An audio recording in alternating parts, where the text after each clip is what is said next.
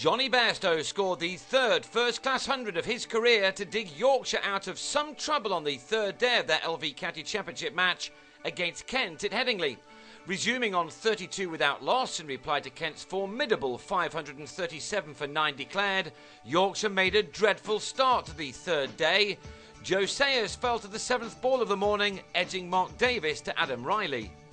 And then, next ball, Anthony McGrath was legged before for a golden duck to leave Yorkshire reeling on 37 for 2. Joe Root and Andrew Gale ensured that there was no immediate collapse. Root mixed a solid defence with the occasional boundary as the home side tried to claw themselves back into a match in which they have been second best throughout.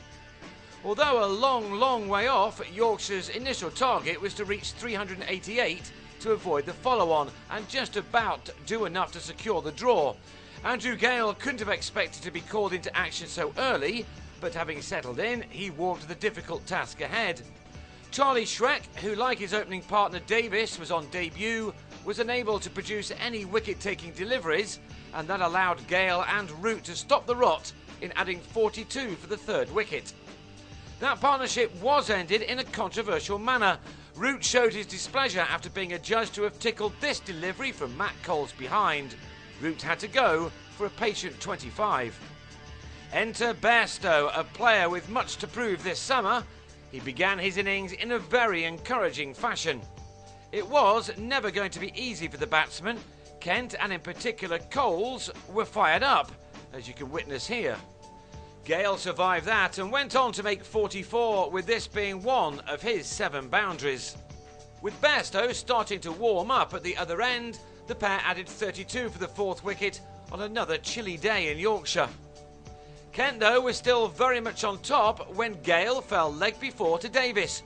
Yorkshire was still in some bother on 111 for 4, 426 runs behind. So it was Bairstow's partnership with Gary Ballance which brought Yorkshire back into the game.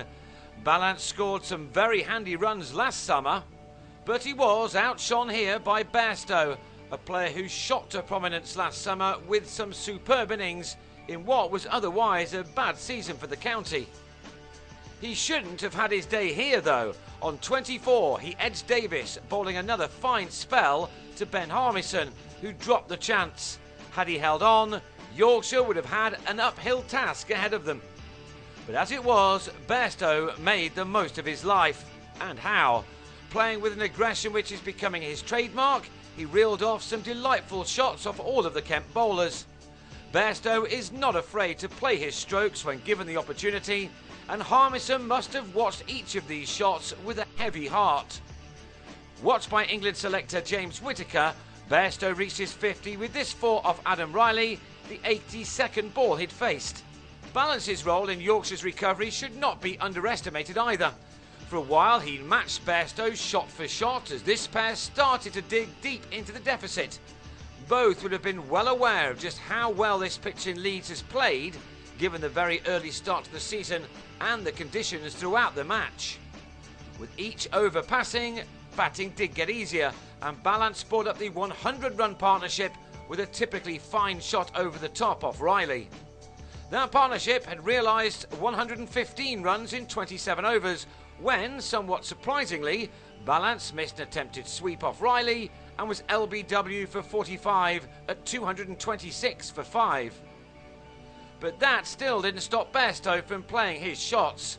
He launched into Riley as he moved into the 90s. The second of his big sixes, which took him to 99, landed just short of the long room windows at the back of the east stand. And next ball, the 129th he'd faced, Bairstow reached his excellent ton. It's incredible to think that this time a year ago, he'd never reached 3 figures in a championship match. There surely will be many more to come. He was now being backed up well by Adil Rashid. The former England leg spinner had a forgettable 2011, and so this innings was an important one personally for him, as well as for his team, who were by no means out of the woods just yet, as they tried to push on towards that follow-on avoidance target. Their task should have been much more difficult than it has become. Geraint Jones will not have dropped an easier chance than this in his entire career. The luckless bowler Darren Stevens could hardly believe it. At least Jones soon made amends, and it was the big wicket of Bairstow. He was finally out after 3.5 hours at the crease for 107, and he left with his side on 290 for 6. That left them 98 runs, still away from avoiding to have to bat again next, and a further 26 of those were knocked off by Rashid and Ajmal Shahzad before bad light brought an end to the day early. Rashid finished it unbeaten on 40, with Shahzad on 17. So the final morning will be crucial. On 316 for 6, Yorkshire still needs 72 runs to avoid the follow-on, and if they manage that, then the match will surely peter out into a draw.